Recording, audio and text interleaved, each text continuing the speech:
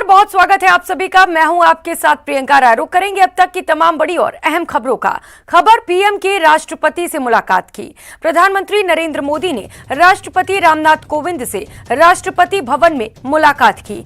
PM Modi ने राष्ट्रपति को पंजाब दौरे पर उनकी सुरक्षा में हुई गड़बड़ियों की पूरी जानकारी दी। राष्ट्रपति रामनाथ कोविंद ने पीएम की सुरक्षा में चूक पर चिंता जाहिर की है।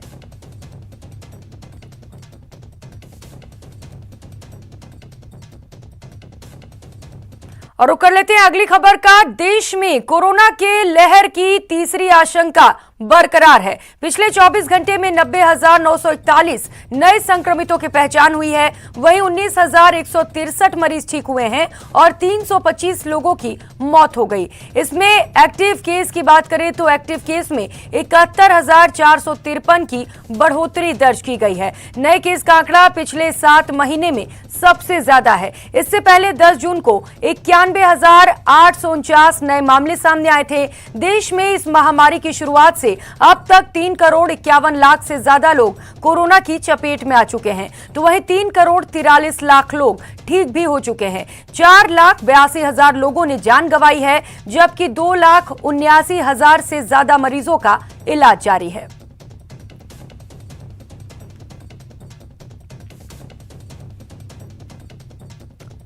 तो वहीं प्रदेश में भी कोरोना अब डरावना होता जा रहा है। यहां जितनी संख्या में टेस्टिंग बढ़ रही है, उससे कई ज्यादा संख्या में केस बढ़ रहे हैं। 5 दिन की हाल जाने तो राजस्थान में 65% टेस्टिंग बढ़ी है, लेकिन केसों की संख्या में 800% का इजाफा हुआ है। राजस्थान में स्थिति यह हो गई है कि अब हर 10 मिनट में 13 मरीज पॉजिटिव मिल रहे हैं। 31 दिसंबर तक पॉजिटिविटी रेट 0.60% थी, वे बढ़कर अब 3.33% हो गई है।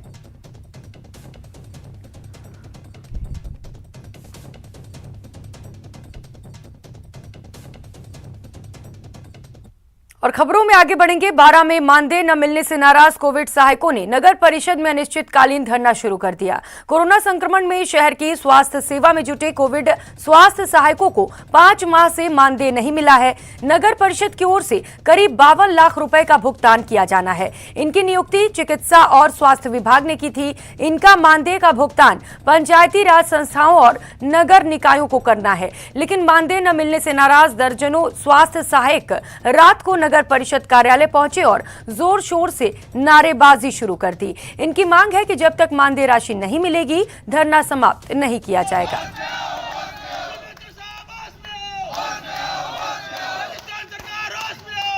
महीनों से हमारी कोविड स्वास्थ्य सहायक का निरंतर कार्य करने के बावजूद, विपरीत परिस्थितियों में सर्दी गर्मी बरसात में कार्य करने के बावजूद हमारा वेतन जारी नहीं हुआ है।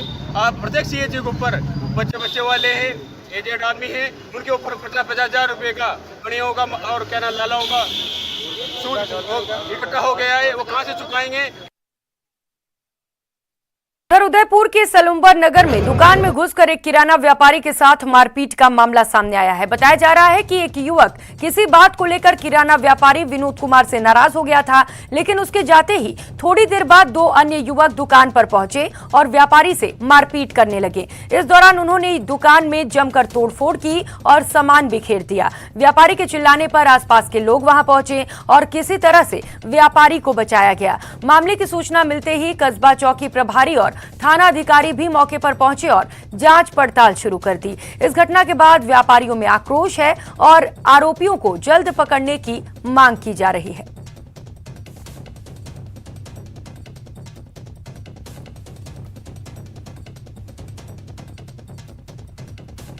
अगली खबर का रुख कर लेते हैं। बीकानेर के कोट गेट थाना क्षेत्र में एक टायर गोदाम में भीषण आग लग गई। ट्रांसपोर्ट गली में सुबह जब एक टायर के गोदाम में लोगों ने धुआं उठते देखा तो पुलिस को सूचना दी गई। खबर के बाद कोट गेट थाना पुलिस मौके पर पहुंची और आवागमन बंद कर तुरंत दमकल विभाग को सूचना दी, जिसके बाद फायर ब्रिगेड की 5 गाड़ियां मौके पर पहुंची और आग पर काबू पाने में जुट गई। आग से गोदाम में रखा लाखों का सामान जलकर खाक हो गया।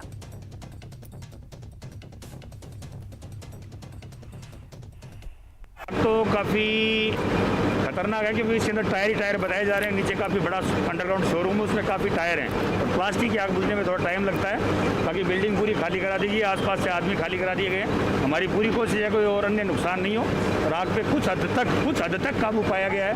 हमारी पूरी कोशिश है थोड़ी देर में इस पर काबू पा लेंगे, हम हमारे पूरे प्रयास रहते हैं। वहीं देश भर में गर्वित innovative bike boat chit fund company के जरिए ठगी करने वाले एक आरोपी को गिरफ्तार किया गया है।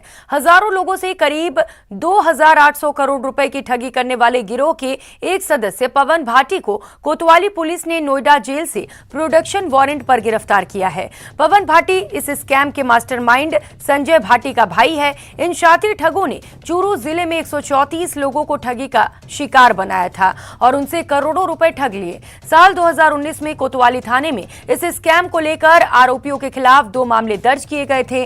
मास्टरमाइंड संजय भाटी ने साल 2010 में गर्वित इनोवेटिव प्रमोटर्स लिमिटेड नाम से कंपनी बनाई। इस कंपनी ने बाद में बाइक बोट नाम से स्टार्टअप शुरू किया। ये app based bike taxi service provide कराती थी। रकम दोगुनी करने का झांसा देकर लोगों के पैसे से बाइक्स खरीदी गई। कम समय में मोटा मुनाफा के चक्कर में लोग इनके जाल में फंसते गए, लेकिन जब लोगों ने रुपए वापस मांगे तो आरोपियों ने कंपनी को घाटे में बताकर लौटाने से इंकार कर दिया, जिसके बाद आरोपियों के खिलाफ कई जगह पर मामले दर्ज किए गए।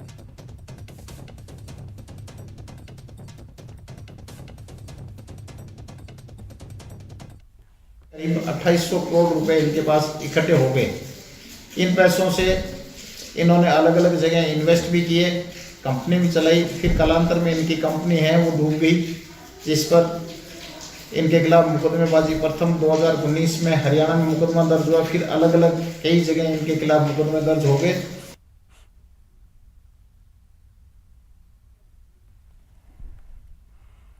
और खबर भरतपुर जिले से, जहां कैथवाड़ा थाना पुलिस ने ठगी करने वाले एक शातिर ठग को गिरफ्तार किया है। आरोपी सेक्स चैट कर वीडियो बनाता था और फर्जी तरीके से खाता खोलकर लोगों से ठगी कर रहा था। कैथवाड़ा पुलिस को सूचना मिली थी कि एक युवक बंद कैथवाड़ा के पास बैठकर मोबाइल से ठगी कर रहा है। गुप्त सूचना के बाद मौके पर जब पुलिस पहुंची तो आरोपी भागने लगा, लेकिन पुलिस ने उसे दबोच लिया। आरोपी के पास से 2 मोबाइल और एक मोटरसाइकिल भी बरामद की गई। मोबाइल में सिम उड़ीसा और आंध्र प्रदेश की लगी थी। पूछताछ में आरोपी ने अपना नाम इरफान बताया है। पुलिस ने आरोपी के खिलाफ ठगी का मुकदमा दर्ज किया है।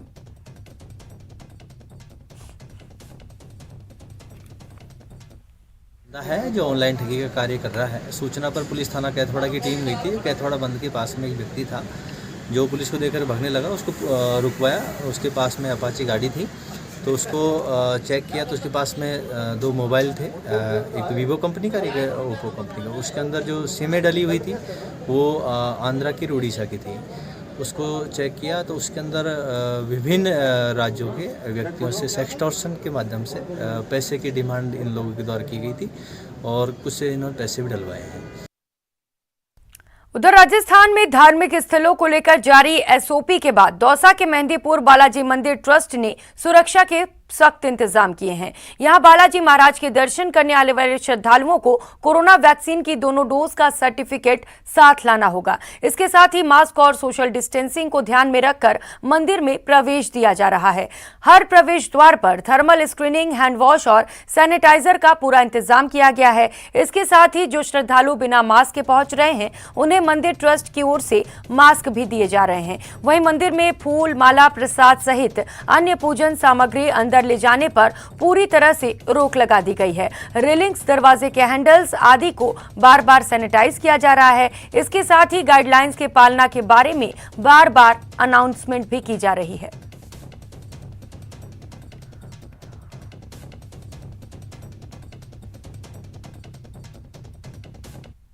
और खबर कोरोना के खिलाफ तैयारी की। दौसा में पुलिस ने फ्लैग मार्च निकाला और जनता से कोविड-19 गाइडलाइन के पालना की अपील की। साथ ही सरकार द्वारा जारी की गई गाइडलाइन की पालना नहीं करने पर सख्त कार्रवाई की चेतावनी भी दी। इस दौरान दौसा डीएसपी कालूराम मीणा के नेतृत्व में कोतवाली, सदर, आरएसी और क्यूआरटी की टीमें फ्लैग मार्च में शामिल हुई। ये फ्लैग मार्च कोतवाली थाने से शुरू हुआ, जो शहर के प्रमुख मार्गों से होते हुए पुनः कोतवाली थाने में आकर ही संपन्न हुआ। दौसा में निकाले गए इस फ्लैग मार्च का जायजा लिया हमारे संवाददाता आशीष शर्मा ने।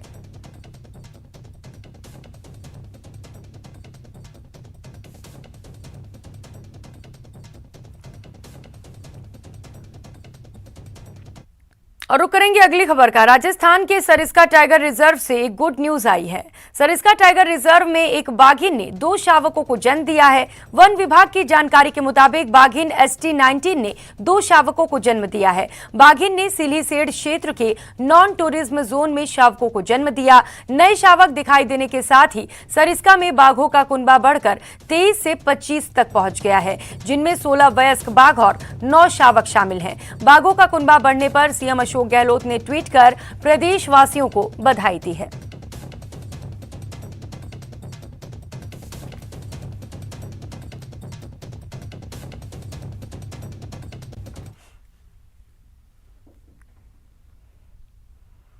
और अब बात मौसम के डबल अटैक की। मरुधरा में कड़ाके की ठंड के साथ पश्चिमी विक्षोभ सक्रिय है। जयपुर समेत कई जिलों में बारिश का दौर जारी है। मावठ की इस बारिश से किसानों के चेहरे खिल उठे हैं। टीवी स्क्रीन पर आप प्रदेश के अलग अलग जिलों के 6 तस्वीरें देख रहे हैं। ये तस्वीरें हैं डूंगरपुर, सीकर, जैसलमेर, सिरोही, पाली और करौली की, जहां कड़ाके की सर्दी का कहर और गहरा होने लगा है और जगह जगह हल्की बारिश का दौर भी जारी है।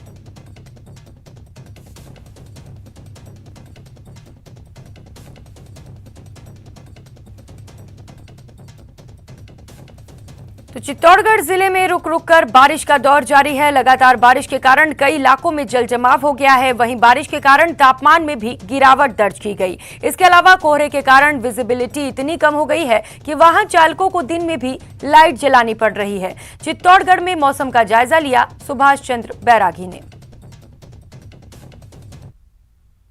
इसी को लेकर चित्तौड़गढ़ में भी लगातार बारिश हो रही है। बीते 12 घंटों से रिमझिम बरसात का दौर लगातार जारी है। तो कभी धीमी तो कभी तेज गति की बारिश लगातार हो रही है और इसके चलते विजिबिलिटी में कभी भी देखने को मिली है। लगातार धूल और कोहरे की स्थिति बनी हुई है। मैं मेरे कैमरा पर्सन को दिखाई किस तरह के हालात इस वक्त मौजूद है चित्तौड़गढ़ के कलेक्ट्रेट चौराहे पर, जहाँ लगातार वाहनों की आवाजाही भी जारी है और लगातार बारिश का दौर भी जारी है। और दिन में भी वाहन चालकों को विजिबिलिटी के लिए होने वाली समस्या के चलते लगातार दिन में वाहनों की स्थिति के चलते दिन में वाहनों की लाइट जलाकर लोगों को अपने वाहनों को चलाना पड़ रहा है। विजिबिलिटी में लगातार कमी देखने को मिल रही है और चित्तौड़गढ़ में इस वक्त कलेक्टर चौराहे पर जो स्थिति है वो साफ तौर पर जाहिर कर दी है कि बारिश के साथ साथ हुए तापमान में बदलाव के कारण भी स्थितियाँ लगातार लोगों को परेशानी भरी होती जा रही है।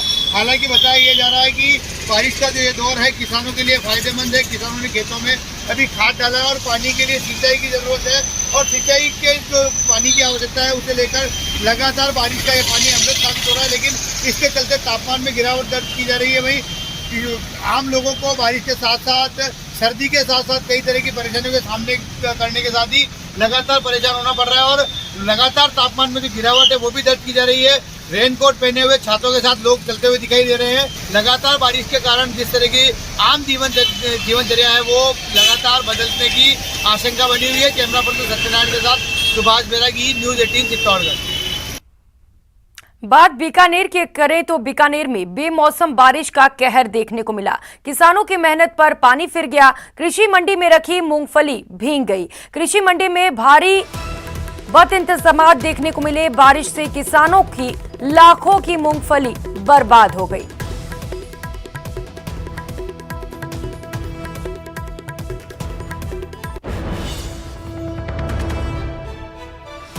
तो मंडी प्रशासन की बड़ी लापरवाही सामने आई, जहां पर मौसम विभाग ने पहले से ही अलर्ट जारी किया गया था। इसके बावजूद कोई भी इंतजाम नहीं किए गए, जिसके चलते किसानों को लाखों का नुकसान हुआ। उधर जयपुर राजधानी में मौसम के मिजाज बिगड़े हुए हैं। सुबह से सर्द हवाओं ने मुश्किलें बढ़ा दी हैं। आसमान में बादल छाए हुए हैं। कुछ इलाकों में हल्की बूंदाबांदी भी देखने को मिली।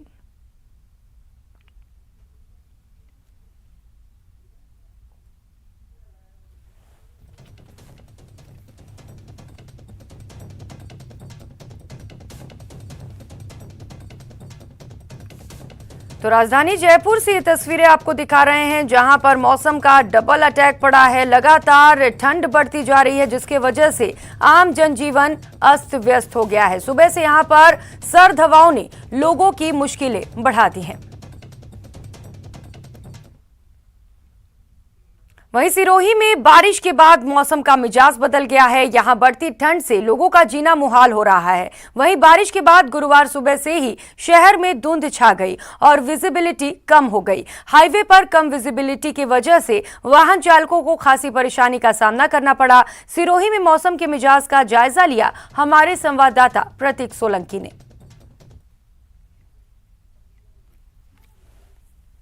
बारिश से सिरोही जिला तरबतर हो गया, जिसके कारण मौसम के तापमान में अचानक कमी आ गई है। वहाँ पर देखा जाए सिरोही के अभी मैं हाईवे पर हूँ, यहाँ पर देखा जाए पहाड़ जो है पूरी धूल की आगोश में है, यानी कि पहाड़ बिल्कुल भी आ रहे हैं हाईवे पर, तो वो रेंगते हुए धीरे धीरे आ रहे हैं, क्योंकि वहाँ पर हाईवे पर विजिबिलिटी नहीं होने के कारण जो है वाहनों को अपनी गति सीमा जो है धीरे करनी पड़ रही है, जिससे एक्सीडेंट न हो और एक्सीडेंट से बचा जाए। इस सर्द भरी सुबह सुबह जो है ये मौसम इसको लुत्फ उठाने के लिए कई पर्यटक भी माउंट आबू का रुख कर रहे हैं। और माउंट आबू में जो नक्की झील, गुरु शिखर और कुमारवाड़ा की बात की जाए तो वहाँ पर पर्यटकों का जमावड़ा साफ तौर से देखने को मिल रहा है। अगर बात की जाए इस मौसम के मिजाज की, तो आज जो है ये लगातार जो है तापमान में कमी आई है। आज जो इसका तापमान जो है 2 डिग्री दर्ज किया गया है। वहीं अगर नक्की की बात की जाए तो नक्की पर 1 डिग्री का तापमान था।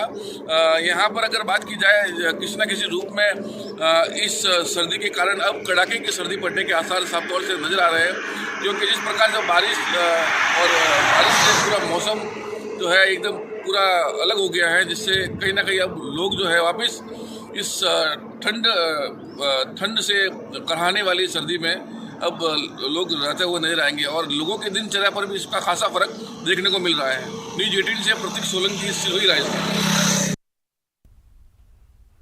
बात कर लेते हैं दौसा की। दौसा में पिछले 2 दिनों से लगातार बूंदाबांदी का दौर जारी है। रुक रुक कर हो रही बूंदाबांदी से जिले में मौसम खुशनुमा बना हुआ है। बीती रात जिले में मूसलाधार बारिश का भी दौर देखने को मिला। रात के समय हुई तेज बारिश के चलते शहर की सड़कें दरिया बन गई, वहीं खेतों में पानी भर गया। इधर पिछले 2 दिनों से हो रही मावठ से किसानों के चेहरे खिले हुए हैं। इस मावठ से चना, सरसों, गेहूं और जौ की फसल को काफी फायदा होगा। मौसम का जायजा लिया हमारे संवाददाता आशीष शर्मा ने। दौसा जिले में आज दूसरे दिन भी मौसम पूरी तरह बदला हुआ है। काफी खुशनुमा मौसम है। चारों तरफ जो ऊपर आसमान में बादल छाए हुए हैं और जो सड़कें हैं वो दरिया बनी हुई है। इसका पीछे कारण है कि जो बीती रात दौसा में कुछ देर के लिए मूसलाधार बारिश हुई, जिसके चलते पूरी सड़कें अभी भी लबालब हैं। करीब 12 से 15 घंटे इस बारिश को हो गए हैं, लेकिन फिर भी सड़कों पर पानी भरा हुआ है। पिछले कल से लगातार बारिश जारी है, हल्की बूंदाबांदी का दौर जारी है। करीब हर 15 से 20 मिनट में एक बार बारिश ज़रूर आ रही है। ऐसे में मौसम काफ़ी अच्छा हुआ है। ये मौसम निश्चित रूप से किसानों के लिए तो काफ़ी अच्छा है, क्योंकि जो किसानों की जो फसलें हैं उनको एक नई जान मिली है और जो किसानों की फसलों को ये अमृत साबित होगा। बहुत ही शानदार मौसम हो रहा है 2 दिन से, और ये बरसात किसानों के लिए अमृत साबित होगी। कल से रुक रुक कर 50 बार बरसात हुई है, और जैसे आप पीछे देख रहे हैं मेरे पानी भी भरा हुआ है। रात को बहुत अच्छी बरसात हुई है, और जिससे चने की फसल है या अपनी सरसों की फसल है, इसमें तो बहुत ही गजब का फ़ायदा होगा किसानों के लिए। एक बहुत अच्छी बात है, क्योंकि इस समय बिजली की भी थोड़ी परेशानी है। किसान रात भर वो पिलाई कर रहे हैं, लेकिन ये बरसात उनके लिए बहुत सुपर साबित होगी, मेरा ये मानना है। आशीष शर्मा, न्यूज़ 18, दौसा। और अब जान लेते हैं राजसमंद में क्या है मौसम का हाल। राजसमंद में पश्चिमी विक्षोभ के चलते मावठ का दौर जारी है। कल शाम से शुरू हुआ तीसरी बार मावठ का दौर आज सुबह भी जारी रहा। जिले भर में कई स्थानों पर हल्की से तेज बारिश होने की खबर है। वहीं कोहरे की वजह से वाहन चालकों को सुबह के समय भी लाइट जलाकर वाहन चलाने पड़ रहे हैं। शहर सहित आसपास के क्षेत्र में कल शाम से ही बारिश का दौर जारी है। बारिश से शहर का तापमान 5 डिग्री से अधिक लुढ़क गया है।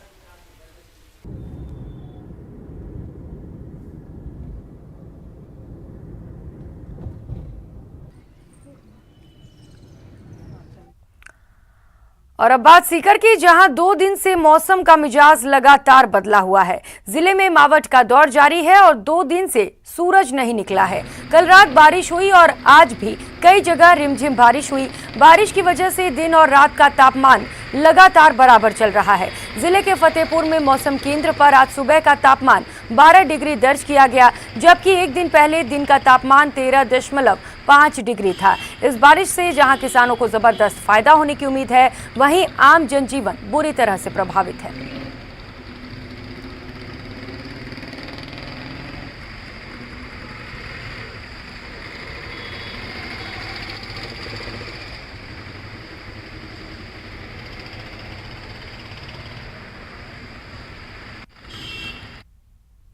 अगली खबर का रुख करेंगे। रिलायंस इंडस्ट्रीज यानी कि रिल ने भारत के अभी तक के सबसे बड़े फॉरेन करेंसी बॉन्ड के तहत $4 अरब जुटाए हैं। ये 3 गुना से ज्यादा सब्सक्राइब हुआ था। देश की अग्रणी कंपनियों में से एक RIL ने 3 किस्तों में $, बॉन्ड जारी करके ये रकम जुटाई है, जिसमें 2.875% कूपन रेट पर 10 साल के लिए $1.5 अरब, 3.625% पर 30 साल के लिए $1.75 अरब और 3.750% पर 40 साल के लिए $75 करोड़ शामिल हैं। इसमें मिली धनराशि को मौजूदा कर्ज की रिफाइनेंसिंग के लिए इस्तेमाल किया जाएगा। रिल ने कहा है कि नोट्स को एशिया, यूरोप और यूनाइटेड स्टेट्स से 200 से ज्यादा अकाउंट से ऑर्डर मिले। कंपनी ने कहा कि notes high quality fixed income discount को डिस्ट्रीब्यूट किए गए थे, जिसमें 69% फंड मैनेजर्स को, 24% इंश्योरेंस कंपनियों को, 5% बैंकों को और 2% पब्लिक इंस्टीट्यूशंस को दिए गए। आगे बढ़ेंगे। प्रदेश के शिक्षा मंत्री BD कल्ला ने न्यूज 18 से खास बातचीत में कहा कि किसी भी स्कूल में अगर एक भी बच्चा पॉजिटिव आता है तो उसे 14 दिन के लिए बंद किया जाएगा। इसके साथ ही शिक्षा मंत्री ने कहा कि पेरेंट्स के पास ऑफलाइन के साथ ही ऑनलाइन की सुविधा का भी विकल्प है। प्रदेश में अभी 9वीं से लेकर 12वीं तक के स्कूल चलाए जा रहे हैं और सरकार स्कूलों में कोरोना प्रोटोकॉल पर पूरा फोकस कर रही है। कोरोना के बढ़ते मामलों ने स्कूल जाने वाले बच्चों के पेरेंट्स की चिंता जरूर बढ़ा दी है, लेकिन सरकार की स्कूलों को बंद करने की फिलहाल कोई मंशा नहीं है। में 9वीं से 12वीं तक के स्कूल अभी भी चल रहे हैं। कोरोना का कहर लगातार बढ़ रहा है। स्कूलों को लेकर के शिक्षा मंत्री BD कल्ला क्या सोच रहे हैं, आइए बात करते हैं। कल्ला साहब, केस तो लगातार बढ़ रहे हैं, 9वीं से लेकर 12वीं तक के स्कूल भी चल रहे हैं, लेकिन जो 15 साल से कम आयु वर्ग के बच्चे हैं उनके लिए ये खतरनाक है। सरकार क्या सोचती है? सरकार ने पहले से ही ऑनलाइन और ऑफलाइन दोनों प्रकार की क्लासेस शुरू कर रखी है। जो अभिभावक वर्चुअली पढ़ाना चाहें वो घर बैठे ऑनलाइन क्लासेस में पढ़ा लें, और जो अभिभावक बच्चों को स्कूल भेजना चाहें वो स्कूल भेज दें। और स्कूल जो बच्चे जा रहे हैं उनको पूरी कोरोना के संबंध में जो प्रोटोकॉल है, यानी मास्क लगा के जाना, वहाँ भौतिक दूरी रखकर आपस में एक दूसरे से दूरी रखकर बैठना, भोजनावकाश में सामूहिक रूप से भोजन नहीं करना, सामूहिक प्रार्थना नहीं होकर क्लास में ही मतलब फिजिकल डिस्टेंसिंग रखकर प्रार्थना करना, ये सारी एडवाइजरी जारी की हुई है। अब ये अभिभावकों पर डिपेंड करता है कि वो घर पर बच्चों को पढ़ाना चाहे तो वो भी फैसिलिटीज है, और ऑफलाइन पढ़ाना चाहे तो ऑफलाइन में पढ़ा दें। शाला संचालकों को ये कह रखा है कि एक भी बच्चा यदि स्कूल में कोरोना पॉजिटिव पाया जाता है तो उस स्कूल को 14 दिन के लिए बंद कर दिया जाए। वैसे एहतियात के तौर पर हमने जयपुर में और जोधपुर में 1ली से लेकर 8वीं तक की शालाओं को बंद भी कर रखा है। ऐसे ही अन्य जगहों पर कलेक्टर्स को कह रखा है कि जहाँ जहाँ इस तरह के केसेज आए वो स्थानीय स्तर पर भी डिसीजन शिक्षा विभाग के अधिकारियों के साथ बैठकर ले सकते हैं। रोजाना इतनी बड़ी तादाद में केस आने लग गए हैं, अभिभावक बहुत ज्यादा चिंतित हैं। सरकारी स्कूलें तो चल रही हैं, लेकिन कई प्राइवेट स्कूलों ने बच्चों को बुलाना बंद कर दिया है। तो ऐसी सूरत में आपको लगता नहीं कि खतरा बढ़ा हुआ है? ऐसे दौर में जो है आपको स्कूलें बंद करनी चाहिए। खतरा जो है उसको बराबर ध्यान में रखते हुए तो जोधपुर और जयपुर में फैसला किया है। दूसरी जयपुर और जोधपुर जैसी स्थिति दूसरी जगह होगी तो वहाँ पे भी ऐसा फैसला ले लिया जाएगा। लेकिन जहाँ बिल्कुल कोरोना है ही नहीं, एक केस भी नहीं है, वहाँ मतलब अभिभावक ये कहते हैं कि आप ऑफलाइन क्लासेस चलाइए, अभिभावकों की मांग है कई जगहों पे। तो इसलिए पूरी स्वास्थ्य विभाग और जिला प्रशासन, शिक्षा विभाग मिलकर जैसी जैसी स्थिति है वैसा फैसले लेने के लिए वो कार्रवाई करते हैं। नेता प्रतिपक्ष गुलाब चंद कटारिया ने मांग की है कि लॉकडाउन जैसी सख्ती करनी चाहिए और स्कूलों को तत्काल बंद कर देना चाहिए। अगर बच्चों को कोरोना हो गया तो फिर उन्हें बचाना मुश्किल हो जाएगा, क्योंकि अधिकांश बच्चों के डोज नहीं लगी है। देखिए, बच्चों के टीके नहीं लगाने का दोष तो आप दो तो हमारी केंद्रीय सरकार को दो कि सबसे पहले बच्चों को टीके लगाने चाहिए, फिर बड़ों को लगाने चाहिए। उन्होंने बच्चों की शुरुआत सबसे बाद में की है और अभी भी 15 से 18 वर्ष के बच्चों को लगा रहे हैं, छोटे बच्चों को क्यों नहीं लगा रहे हैं। ये थे मंत्री बीडी कल्ला, जो कह रहे हैं कि अगर किसी भी स्कूल में एक भी बच्चा पॉजिटिव पाया जाता है तो उस स्कूल को बंद कर दिया जाएगा। फिलहाल इनकी ओर से चिंता की कोई बात नहीं है। बाबूलाल धायल, न्यूज 18 जयपुर। इस बुलेटिन में फिलहाल इतना ही। मुझे दीजिए इजाजत। नमस्कार।